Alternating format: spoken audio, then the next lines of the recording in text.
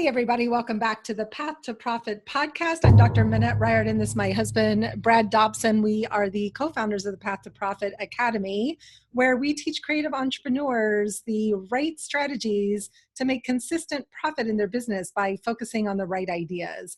We love what we do. We have a blast doing it. But I have to say, probably one of our most fun things is this podcast, because we get to meet so many amazing people. It's fun, and we get free coaching a lot of the time. So.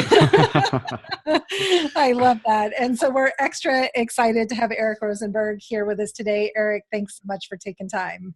Thank you so much for having me. I'm excited to be here. Yeah, super fun. I was on Eric's podcast recently as well, right? So it's like the that old fun reciprocal deal. Yeah. And our topics are so aligned, right? Yeah, so it's like we found totally different paths to doing kind of the same thing. Yeah. in a totally different way. In a totally different way. But I think I'm super excited to have you here to talk about the side hustle and the freelancing and how you turned a passion into a profitable business. So we got a lot to talk about, but why don't you tell us a little bit about Eric? Sure. Eric Rosenberg is a finance, travel, and technology writer in Ventura, California, just down the street from us. When away from the keyboard, Eric enjoys exploring the world, flying small airplanes, which I somehow read as flying squirrel airplanes, discovering new craft beers, and spending time with his wife and little girl. You can connect with him at ericrosenberg.com. Personal profitability is the name of your business, which I love. Profit is something that people miss. Yeah, totally. And it's something they miss in business as entrepreneurs, but it's also something I know that you see that people miss, even if they're in traditional careers on a paycheck, right? Is focusing on that profitability piece. So I'm curious, how'd you get so passionate about profit? Sure. So, and the story goes way, way back in time. I'll give you the abridged version. So I grew up in a family where business was just part of what we did. My dad, he was in marketing for a long time growing up, but then we owned our own video store, which was super cool, being the kid in middle school that we could just hop on our bikes and go get any movie we wanted. So my family had that store. So I grew up in an entrepreneurial environment. My grandpa, my dad's dad, was a marketing professor at the University of Arkansas. So we had like PhD level marketing genes going through me. Wow. And so it was just always kind of around me. And the first time I think, looking back, that there was probably a sign I had an entrepreneurial future was actually in Boy Scouts. In Cub Scouts, we did the popcorn sales and stuff like that. And I got into it, but I wasn't the most into it. When I got to Boy Scouts, crossing over that bridge, our big thing was selling coupon books, the entertainment books and Gold Sea books were the ones we sold in Denver. And I set the record in my troop every single year for the most sales. And he's a natural. Totally. Yeah. It was like I would spend more time, more effort than anyone else. But so what was cool about that, something that always gets me a little down about Girl Scout cookies, sorry, girls. But the coupon books, when we sold, our troop would get a portion of that, and a portion of the sale price would go into what they called our scout account. So essentially, they kept funds for us at the troop level. But that paid for me to go to summer camp, our ski weekends. Being in Denver, skiing was a big thing. And for me, it was snowboarding, but with the same location. But all these cool activities and campouts, my parents never had to pay for any of it because I was selling so many coupon books during that season. But that, those lessons and that lust for going out there and earning my way, that stayed with me. And it was really... It took me until I got into college and after, where I actually had money to invest to actually build some businesses. But that was where it really started, I think, was just having those experiences as a kid, which I found fun. I loved the competition and the thrill. And then when I went to camp for a week, I was like, I paid for this. That's pretty cool. It's something most 11-year-olds can't say. That's neat. Yeah, plus you probably got the marketing badge and the salesman badge. There was not a marketing badge. I think there was a sales badge, and I think I probably would have been able to teach that one without too much trouble. That's so cool. So did you go all the way to Eagle Scout? Yes, I'm an Eagle Scout. Actually, I have 2 silver palms. Most people have never heard of Eagle Palms, but that's like the next thing you can do. Wow. I actually worked at Boy Scout camp. I loved going so much every year that I started working there. I spent 7 summers on the staff. One, I ran all 3 of the stores at camp, which was very relevant to my business school I was in at the time. I was in college. And actually, that camp had a scholarship program. It's still out there. It's called the Madden Leadership Scholarship that I earned that as being a manager level employee at the camp for a certain number of years. There were certain other criteria as well.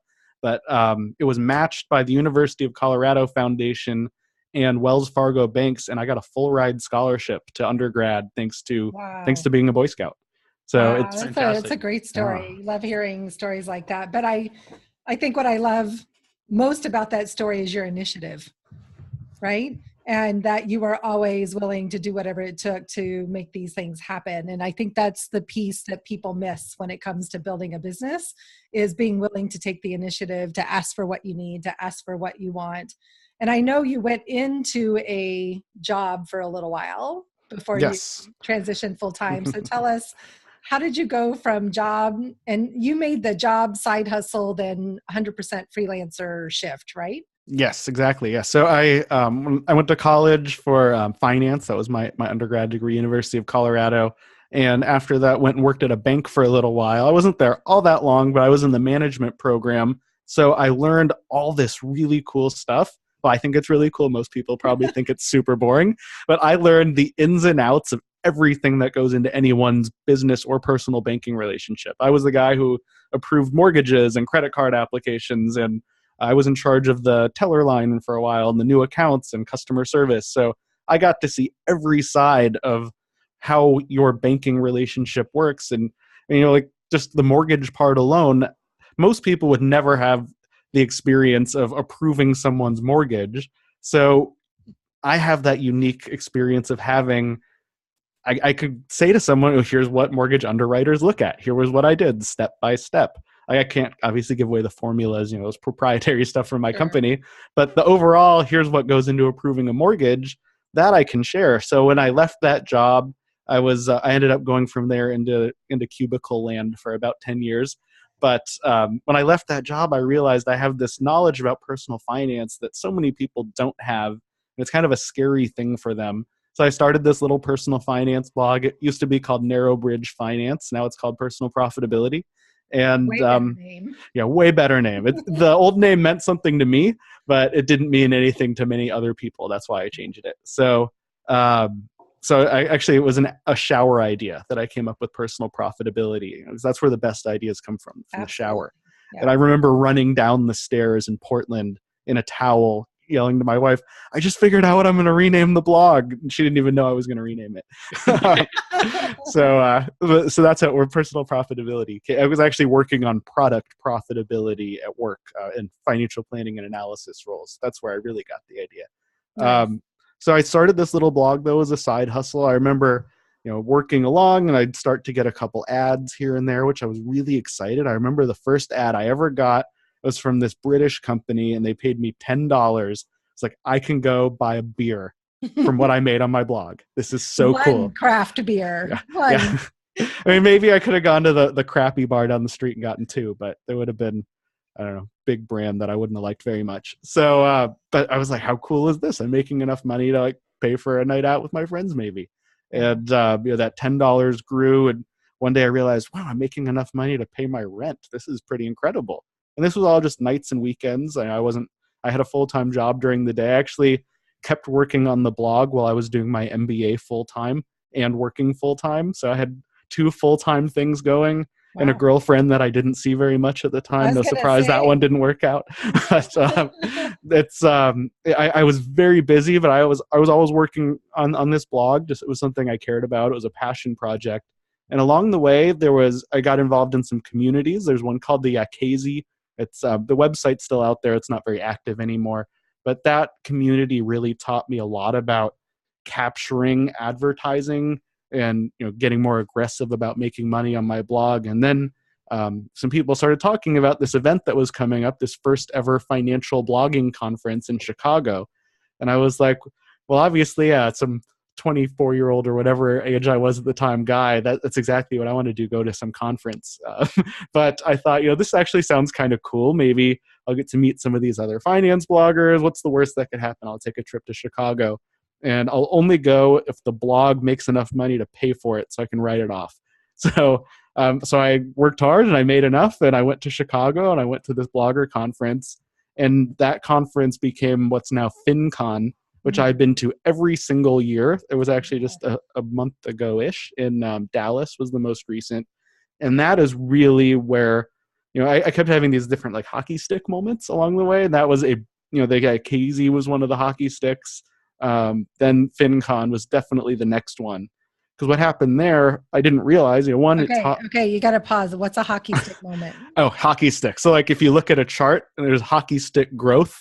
So if you're flat, like the you're like kind of growing and growing, and then hockey stick, and it goes up. I love that analogy. Yes. So I had hockey stick growth a couple times where the angle went up. Yeah.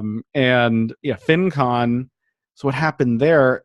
These companies started coming up to me after a few years. I got very involved in the conference. I'm one of those people that believes you get out of anything what you're willing to put in. Mm-hmm. And I put a lot into this conference and making it. It's really one of the highlights of my year.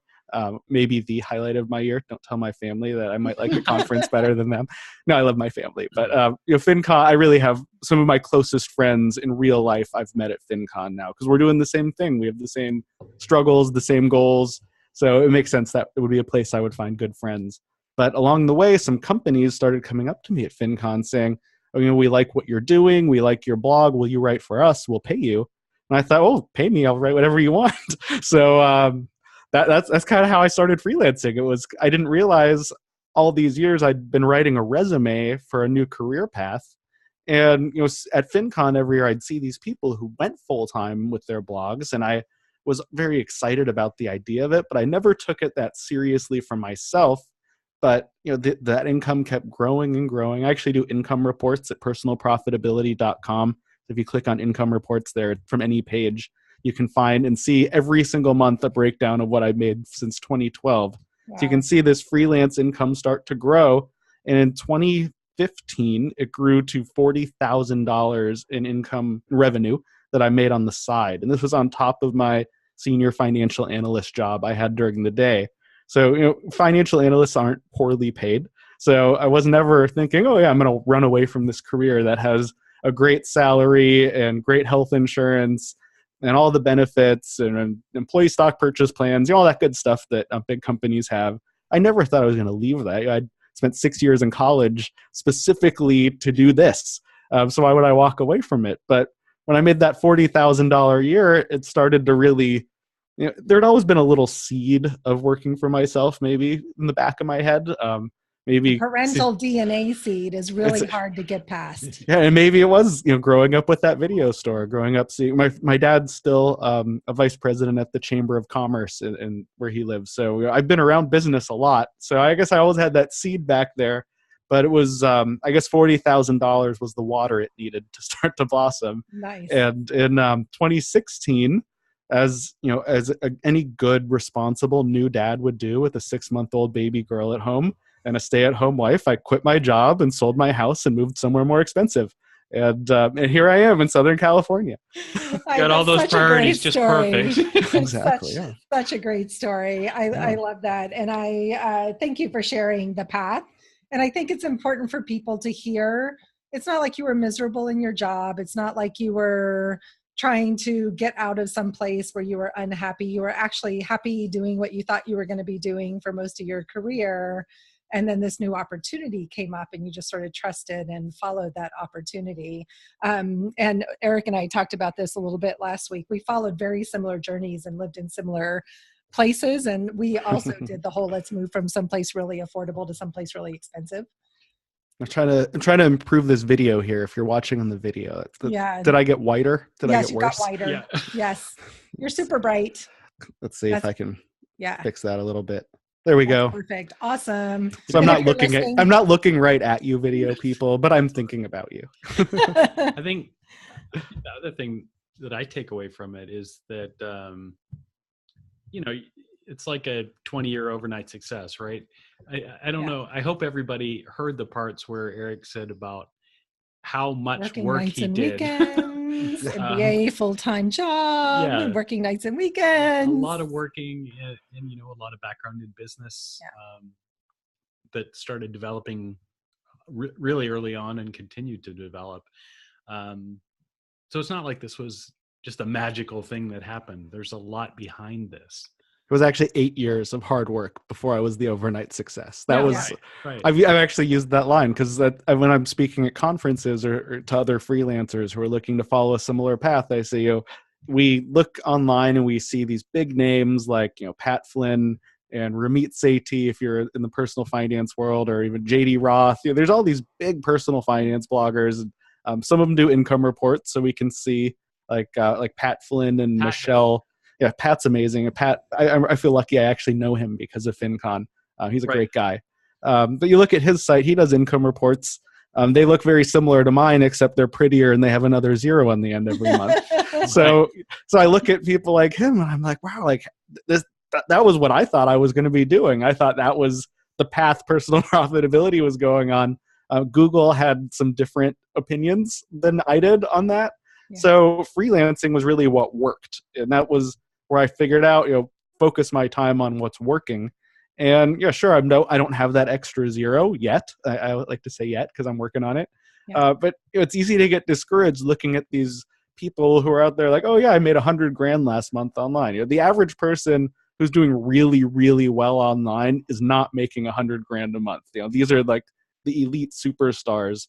So, but even them, they started somewhere. They started just like I did. We all started somewhere. So don't, compare yourself to everyone else. Stop worrying about what they're all doing. Use them for inspiration. That's great. But, don't, be down on yourself because you're not seeing the same success as me or someone else. And remember, there was a journey to get there. Pat Flynn, his story really started when he got laid off from a job as an architect. That he talks about that a bit, but if you click on that income report, it doesn't say that. You just see, he made $170,000 last month or whatever. But he had that bad moment too. We've all had a moment, and in any job, there's days you love, there's days you hate, and we've all been there. But if you really feel passionate about something and there's a business model, you can't pay your rent with passion. But right. If there's a business model it's something, tweetable. Yeah, yeah. If there's something that you're passionate about and there's a good business model, stick with it and see what happens. I love that. And so I'm curious, as you were growing and building, I loved how you said that Fincon was one of those hockey stick growth moments. And would you maybe just speak to the how much visibility that created for you by attending the same conference repeatedly? And you probably didn't go speak on stage the first time you went, or maybe even the second or third time you went. It was the second. Awesome. Yeah. So the first Fincon, back then it was actually still called Financial Blogger Conference because we didn't know about cool acronyms of words yet, I guess, in 2011. But the second Fincon, I think it was just like a great confluence of events at a good time for me. I'd actually just started dating my current wife, which is funny because she actually came and saw me speak at the second Fincon. I'm like, see, it's not just me. There are other people who love money too. Or I'm like in good company being weird. I'm not just weird on my own. So after the first Fincon, I was very involved in the tech community in Denver. There's a lot of startups. It's still an awesome startup city. Mm-hmm. And there was the first Denver Startup Weekend, which now is this like mega week-long thing. I actually DJ'd one of the parties at the first Denver Startup Weekend. So it was a pretty small community back then. But one really cool thing that was happening is these Ignite speaking events, which for those of you who don't know what Ignite is, it's like TED Talks on speed. They're 5-minute talks. Everyone gets 20 PowerPoint slides on a 15-second auto advance. Yeah. So ready or not, it's like a Pecha Ignite. Kucha. Yeah, so ready or not, next slide comes, and if you don't like one of the speakers, wait 4 minutes, and there will be a new one. So I'd gone to a bunch of these, and I'd spoken at Ignite Denver and a Jewish Ignite event called Ignite Hanukkah. It was up in Boulder, and I was totally into this Ignite thing. I thought, it would be cool. We should do an Ignite Fincon. So I didn't really know the guy who ran Fincon at this point. I mean, now we're very good friends, but out of the blue, I just thought, well, I'm going to ask and see what he says. So I emailed him and I said, hey, Fincon's coming to Denver next year. I used to be Denver Eric on Twitter, so I was like super excited. Like Fincon's coming to Denver. I'm like the host, even though I'm not really the host. And I would love to host an Ignite event at this conference. And what do you think? And he said, sure, let's do it. I mean, that was really that easy. I just asked and he said yes. And I mean, then there was the whole, like, I have to put an event together. So it was a lot of work after that. But yeah, I put myself out there and he said yes. And that's something a lot of people always are afraid to do. But I took that chance, and we got a sponsor for the event. So I actually got a few dollars out of it. And if you know Denver, it was at the Mercury Cafe. We got the whole upstairs room and we did the first ever Ignite Fincon. And it was actually funny. I got up on stage because I didn't know that many people in person yet. There were a lot I knew online. It's one of those places, you know, a lot of names and all of a sudden there's the face. You're like, oh, that's cool. So I got up on stage and I said, hi, my name's Eric Rosenberg. And if you don't know me, I'm kind of a big deal. And I didn't realize I was creating an inside joke in that moment. I actually have like 4 I'm kind of a big deal t-shirts now that I've worn at Ignite every year since. It's become a funny thing, but more important than that fun joke of being kind of a big deal, which everyone now knows I am, which that's important. But more importantly, that put me on stage in front of a crowd as big as the keynotes get. And the first Ignite FinCon was pretty small, but they got bigger every year. And when we're getting 500 plus people showing up, that's as many people show up for. David Bach was one of the keynote speakers at this year's Ignite. We had a similar crowd. I guess maybe not quite as big as David Bach, but it felt like it to me. we had a good crowd though, and that included companies that might want to hire me. That included companies that might want to hire one of the other Ignite speakers, which I get thrilled when someone who I can help get on stage at Ignite gets to go on and do something else incredible. So just by putting myself out there and getting on stage and doing Ignite every year, that alone has been so valuable because it just gives me that higher profile among the people, that very targeted audience who it matters that know who I am. Yeah, that visibility piece, and we work with our clients on this. It's such a huge thing. We work with them on asking them, telling them, you got to find, where these industry trade shows, where these conferences are. You got to actually shell out the money, go to them. And then the next step is, and just be visible with the attendees. And then that next step is to, dive in, like you said, and be part of the event. And volunteer. That's volunteering or speaking, is huge. Yeah. But you got to get past yourself, your whatever your own issues are about. And apparently you don't have any. Yeah. I've never had that. No one has ever called me shy, I'll say. Brad's envious. Yeah, I'm not quite that way. Yeah, no one's ever called me shy either. And so for those of you listening... Can I say one more thing? Wait, go ahead. He's speaking up. You got to let him go for it. One of the things that came up with what you were saying is that these conferences and the people that are running them, they're really open to you asking them, could we do this, or can I speak at your? They're really open to that. They want to cycle through new speakers. They want to be fresh, and those conferences are coming from a smaller place themselves. The FinCon was somebody's dream, right? And they want to grow it, and they want whatever's current to be part of that. So it's something to remember. And if you can bring something to a conference, another thing to remember, I actually brought Ignite this year to a podcasting conference called Podcast Movement. And it happened because I met the guys who ran Podcast Movement at 3 a.m. in the lobby at FinCon. And I said, I've wanted to talk to you guys. I'd love to do Ignite at Podcast Movement.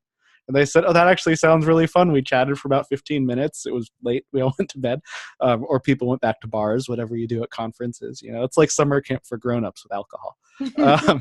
But we talked about it, and we had a few emails, and that was that. And then I got on the stage at another conference. Awesome. And what they love about it is, for me, again, it's me being on stage at a conference, but for them, I'm creating a value. I'm doing work to produce an event that, I always make sure it's a highly professional event. We have, I pay out of pocket for some graphic designers and some video editors after.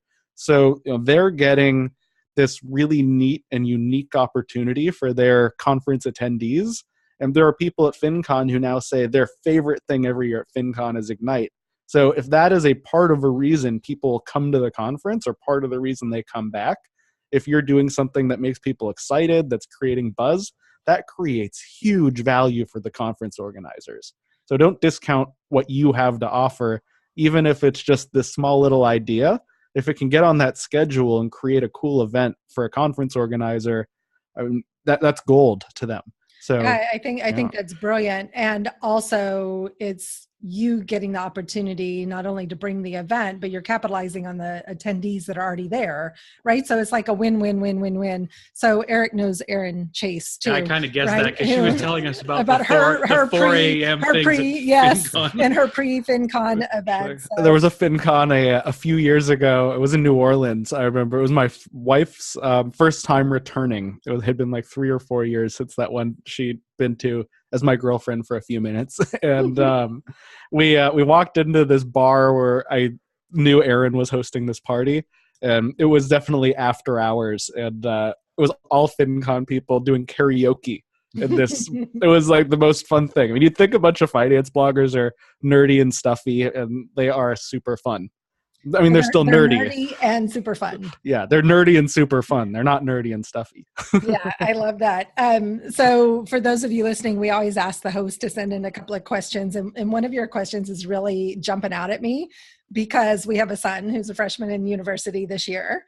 And one of your questions is, in the age of freelancing and solo work, do you think a college education is still valuable? Oh, you better answer the right way. I don't want him to hear this. He's not here. Well, you might guess what my answer is, having had a grandpa who is a college professor, having 2 college degrees. My sister's a doctor. Yeah. My aunt was a teacher. We are very big on education in my family, and I so much attribute my success, a huge part of it, to my education.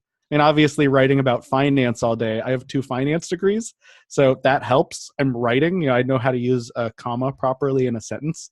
That's really important. When I'm wanting to get on stage in front of people, it's fun to have a story of someone who's a high school dropout and had this great success. They're fun and they're out there. But there's a lot more people who have a good education and were successful after. I would be willing to bet. I don't have numbers on it, but there are numbers on your income compared to your education. Yeah. And something that's really important for us all to remember, especially entrepreneurs, every really cool idea is not going to work out. And when I quit my job, I remember the night I gave notice, I was freaking out. It's like, did I just make the biggest mistake of my life? My dad had been telling me I had made the biggest mistake of my life. My uncles were telling me I was making the biggest mistake of my life. Now I get to laugh at them because I tripled my income. But perfect. But that night I was freaking out. And the biggest thing that put me at ease, I thought, worst case, I still have that MBA to fall back on. Yeah. And with an MBA in finance and good experience like I'd had, I knew, living here, I looked at big employers. Actually, the closest, biggest employers are in Thousand Oaks to me, which is about half hour, 40-minute drive. And I really did, before we moved out here, I looked at companies in those between Santa Barbara and Thousand Oaks, if you know the area. Opportunities. Exactly, because what if that $40,000 didn't grow when I left my job? I would not have been able to afford to live here. So I would have needed another job. And I knew with a good education that I could go get that job if I needed.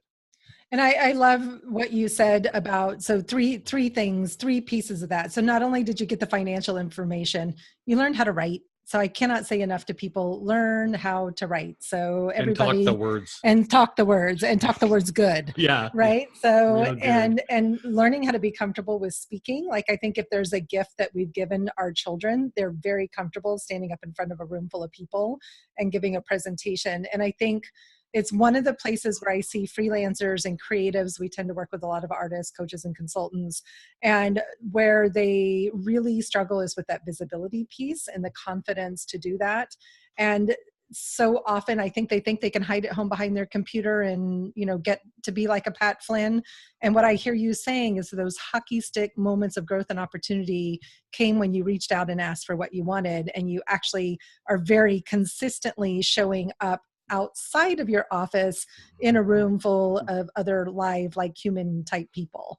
Yes, interacting with real live humans, no matter what you do, is probably good for your business. What's interesting about that to me, or at least it sounds this way, correct me if I'm wrong, but those moments are, where you go to a conference, they're not necessarily an intentional, hey, I'm going to do this type of moment. Mm-hmm. It's just you and your brilliance jumping into a different pot. Mm-hmm. and something else is going to come out of that. Yeah, like you never know. I knew at this Fincon, my biggest moments were going to be Ignite that I ran. There's a freelancer marketplace, which I actually still have some cards sitting on my desk I need to email back. And I knew those were going to be the biggest moments for me. That because I knew at the freelancer marketplace there were people looking to hire someone with my 100% exact skill set, and I was nominated for an award for Freelancer of the Year. So I was. Thank you. I didn't win, but I was a top 5. So I'll take being in the top 5 freelance writers in finance in the community. I think that's a pretty cool distinction. Absolutely. So I had, so I had those opportunities to meet people who might want to like pay me money because that I can pay my mortgage with. I had the opportunity to get on the stage at Ignite. So, build more followers, build my community, get experience, build my expertise. And then the rest of the conference, I didn't have as much of an agenda. Like I had a few specific things I wanted to do, but I really get the most value in the expo hall, not because of the $2 swag that some company gave me, but because of that conversation I might have with the person who's giving out the swag. Right. And for some businesses, let's say you have 100,000 page views a month and you have this big traffic website, and for you it might be meeting someone who runs an affiliate program that you've never heard of. And that affiliate program will make you guys both a bunch of money. High five, awesome. For me, it was often finding just the people I would connect to and talk to in the hallway, build partnerships with, and build relationships with. Because ultimately, relationships. It was easy that first time. I sent PT, the guy who runs Fincon, an email and said I'd love to run Ignite, and he said yes. But now, because I know him so well, because we've been doing this for, I've done 6 Ignites now. If I ask him anything, I mean, I don't think he'd be. There's different levels of friends. I don't think he's like dead hooker in a trunk friend, but he's a level below that. That's awesome. Might bail you out of jail. I think if I were in Dallas where he lives and I were in jail and I called him, he would totally come bail me out, no questions asked. I love it. That's awesome. That's someone like I just got to know because of a conference, and I have many friends like that at the conference. I love that. Dead trunk friend. That's awesome. I think I picked that one up in my fraternity days. You're going to put that on your sketch notes, like a sketch of that, right? Yes, the dead hooker and a trunk friend. Crime scene. I love that. I have one last question for you before we wrap up. So, Brad's starting a new blog on low carb endurance for doing keto diet for triathletes, endurance athletes, endurance athletes. Because I'm sitting here drinking my sugary beverage. Yes. Nice.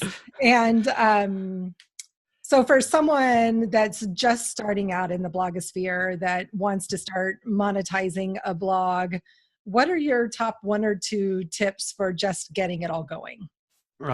Well, number 1 is just get it going. You do not need permission to start your website. You do not need permission to start your blog. Actually, it was a funny thing at Ignite this year.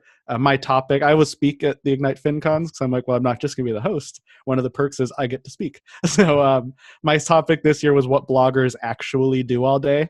And I opened up by telling the story about how when I started blogging, it was probably a couple of years before I told my mom I had a blog. And it was like a coming out of the closet moment almost. Yeah. I was like, Mom, I'm a blogger. And my mom, I love her. She's not very technologically savvy. And her response was, what's a blogger? No, but all these people are just so afraid of what people will think of them, whether it's a relative or a friend or a coworker or whatever. Just get out there and start that blog. It costs $50. You can get your own domain name and your own hosting for WordPress. I mean, there's other ways to do a blog too, and they're fine, but I would 100% recommend WordPress over any of the others with no reservations. I used to be a WordPress developer, so I know it inside out, and I think it is great, and it's free. So, 50, if you're not willing to spend $50 a year on your blog, you should find another hobby. But $50, that's the startup cost. Then just write, picture someone in your head who is your target audience, the person you're talking to, and write to them. And don't be afraid to be personal and share your story, because people, there's 1,000 websites out there with like 7 diet tips for XYZ diet, or 9 ways to get in shape with this workout plan. But there's only one you, and there's only one your story. And that's what people really want. They want stories. They want to connect to you and feel like they are, a part of your story in your community. So, think about that as you go. And then for the money side, blogging is not a get rich quick scheme. It's if you are very lucky, you can get a little bit of money over a long period of time scheme for most people. And that's there's a site called Get Rich Slowly, and I'm friends with the guy who runs it. So like that, but that's essentially what blogging is. If you're going to make money, it will take a long time. But if you get enough traffic to get that critical mass, I think affiliate marketing is the best monetization strategy today outside of building your own products or services. I'm actually launching a new coaching program with my clients, or hopefully clients. That's actually going. Applications open 4 days from when we're recording it. They open on Black Friday.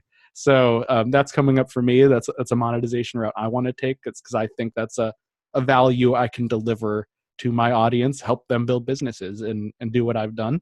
But if you have some kind of product in line with what you do, for dieting, it could be books, it could be courses, there's all sorts of things, exercise plans. You could create your own and sell, or you could link to someone else's site who is creating something that you believe in and genuinely believe in. Don't endorse things you don't believe in. Just endorse things that you really do. And then, if someone clicks and signs up, you get a share of the revenue. That's how affiliates work. But if there's good products that really align well with your audience, there is a great amount of money to be made. I mean, one of the best stories there I know is Darren Rouse from ProBlogger, who I've been lucky enough. I was actually at Fincon together a few weeks ago, and I'd met him a few years before at another conference at World Domination Summit in Portland. But Darren, it was a huge inspiration. I read ProBlogger, the book, and the blog religiously when I was starting my blog. So it was like this huge fanboy moment when I got to really meet him in person. And he's a quiet, introverted guy. And, I'm this like loud, he's bigger than me, but I feel like I felt bigger in that moment. But I made sure I was able to buy him a beer because I'm like, dude, you've done so much for me. But he has another blog, not ProBlogger, called Digital Photography School. And he's said way more money and gets way more traffic at that, even though he's much better known for ProBlogger, because Digital Photography School, he can link to cameras on Amazon that cost $1,000. Someone clicks and buys one, he gets a percentage of that. Right. So by having a really good product that aligns with his site, and for him, I could go into my closet and pull out, I have the camera, I have the lenses, I have a shotgun microphone because I do video stuff. I guess that's not photography, but all this equipment costs money. Mm-hmm. I've linked to this microphone right here. I've linked to once on my site on Amazon as an affiliate. Say, hey, this is the microphone I use. I'm actually going to upgrade, so don't necessarily get this one today. But I still, it's still a good microphone. I wouldn't knock it. I hope I sound okay. But the things you link to and the things that work well with your business, really think about that as you're starting, what might line up as you go. It might not be something you want to sell on day one, but maybe day 90, day 180, somewhere down the road, you're going to have some of these products as your audience grows, and that can be a great way to make money. And, we get asked this question all the time, and there's so many varying opinions about how often should you be blogging, right? And as often as possible. As often as makes sense for you, I would say. I know I write for one site, it's called do.com. I write for them twice a week, and they publish like 4 or 5 new articles a day because that's their content type. Yeah. But actually, so here's a better example. So when I went to, here's another Fincon story actually. So I think it was Fincon 3 or 4, it was in St. Louis. One of the speakers was Derek Halpern, who his site is called Social Triggers. And another speaker was Stacy Johnson. His site is called Money Talks News. and they had opposite models and were probably two of the people there making more money than anybody else online. And I went to both of their sessions, and they said to do opposite of each other, 100%. Money Talks News is 5 money articles every single day, 5 days a week, I think, in a newsletter. And he had a team of writers, and that's his business. And it's a great site. I wrote a couple articles there once upon a time. But that's a great business model for him. And then Derek Halpern, he was like, why would I write? I wouldn't even write an article a week. I write like one every 2 or 3 or 4 weeks when I feel like it. Then I spend 2 months promoting that one article, and that one article might make for him what 50 Stacey Johnson articles will make for him at Money Talks News. So is either of them doing something wrong? No, they're both making a ton of money. They're both really successful doing blogging in a totally different way. So I used to write once a day, but they were short little like 350 word articles, which Google used to say, which Google used to say, oh, that's great. Google doesn't like those so much anymore. Google wants long, dense things. So I write way less than I used to. But when I actually write more just for other people. When I write on my own blog, it's a lot less often, but the posts are much longer, much more in depth. Actually, my number one post that gets by far most of my traffic now on this old blog is a post that's a year old. It's 137 side hustle ideas. And I made a custom infographic, and I went through 137 ideas and wrote a paragraph on each. It's about 10,000 words. It's practically an ebook. And I think I actually had my VA set it up so you can download it as an ebook to get on my list, which is what the purpose of that post is to grow my list. And it's working. Yeah, brilliant. Brilliant. I love it. So much great stuff. We could talk about this. Yeah, this was fun. Yeah, for a long time. So where can people go to connect with you to find that list and to follow you online? Sure. So if you want to learn about my freelance stuff, like you want to work with me on that, it's ericrosenberg.com. But for most people, the best place to go is personalprofitability.com. And from there, you can find the podcast, Personal Profitability, or the blog and those income reports I mentioned. And I have one giveaway for the watchers / listeners out there. If you go to personalprofitability.com/bootcamp, it's a 7-day video series. You get an email a day for a week. The videos are about 10 minutes-ish long of me telling you, just walking through some important personal finance and business concepts to get you started on your path to personal profitability. And that is totally free, no obligation. Wonderful. And we'll have all that information in the show notes. And I think I'm probably going to meet you soon at some conference. I hope so. Yeah, I mean, we only live like 45 minutes apart. We could high five when we're crossing on the 101. Maybe we'll make our own conference. Yeah, we should. The weather is awesome here at conference. Yeah, I've been there, done that. Hosted a lot of conferences and events and expos and all of that over the years. Happy not to be doing that and just going to other people's. All right, Eric, thank you so much. Happy holidays to you and your growing family, because you have one that's like just about due to pop, right? Yes, my wife is like she's in that waddle stage of pregnancy. She's about 3 weeks out. Yeah, baby's coming soon. Super exciting. Well, be careful with the adjectives there, buddy. Yeah, she is much harder on herself than I am. I actually really think pregnancy is a very beautiful and wonderful thing, and being able to I feel better about it this time because I know what I'm getting into, but I also feel worse about it this time because I know what I'm getting into when she goes into labor. But it's all great stuff. You will. Awesome. It's delightful to have you on the show. We look forward to having lots more fun conversations soon. Thank Eric. You. Have a good one. I'm Minette. This is Brad. We're the Path to Profit podcast. Go leave us some comment love over on iTunes and tell us what was your favorite takeaway from today's episode with Eric. We'd love to hear from you. Thanks, everybody. See you on the next show.